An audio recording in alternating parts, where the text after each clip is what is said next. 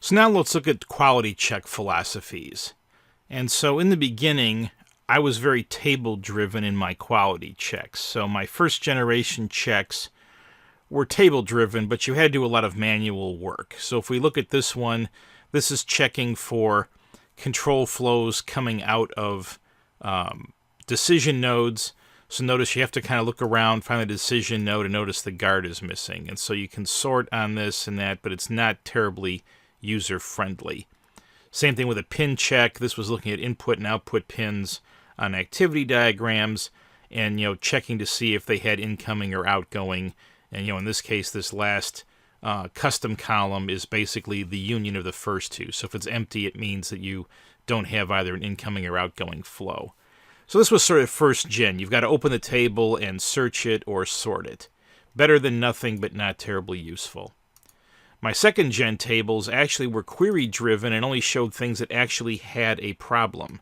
So in this case, we are using the query engine here, and we are excluding things that actually, meet our criteria. So this is basically finding every input and output pin in the quality check elements package. And then I'm excluding from those, basically I go from the input pin to the incoming, to the object flow, and then back to the target. So this round trip basically returns the input pin. You probably could also do with is empty and that type of thing. But fundamentally, this is how I did it, about a year ago. And then finally, same thing with the guards. Now we're looking at using the query. We're finding all of the decision nodes and then using that as the basis for the meta chains. And again, doing some excludes and such to only find the ones that have guards. So the thing that's improved about this is that if we actually edit this and we put a guard in here, as soon as I click out of it and I refresh, it vanishes. So again, if it shows up in the table, it's got a problem. So this is an improved method. So to use your scope queries here to only show things that have problems, that's an improvement. But best of all is to go ahead and actually use validation suites. So the secret to a validation suite is that you basically make a package and apply the validation suite stereotype to it, and you can make it active, you can make it system, or just a generic one. And you can look at the documentation. They'll discuss when those are triggered. And then you go ahead and you create a variety of constraints inside the package, and you apply the validation rule stereotype. And so the way this works is that the constraint is evaluated for every element. Like in this case, the first one here is applied to capabilities.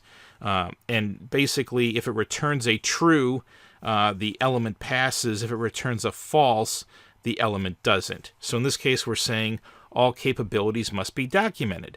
So what the constraint does, if we look at the specification, it goes in and does an if-then-else, that if your own comment or documentation is empty, then you're false, you fail, otherwise you're true.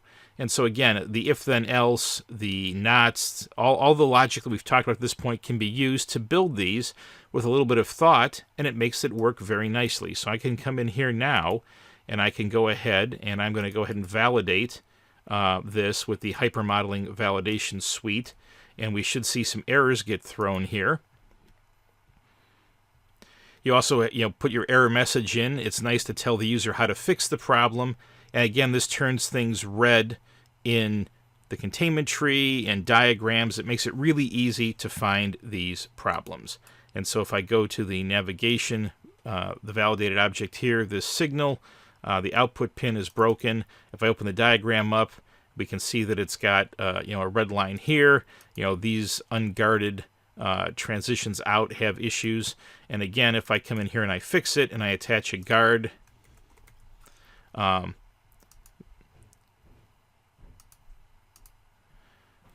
error will go away when I refresh the suite.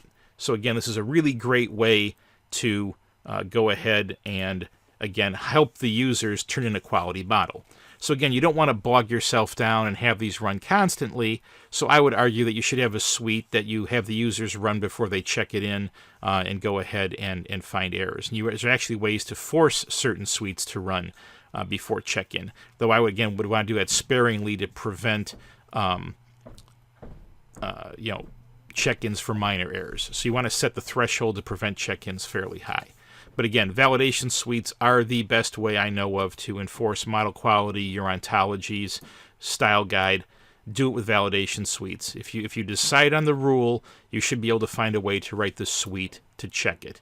It's like writing the unit test for code when you go ahead and are doing agile development.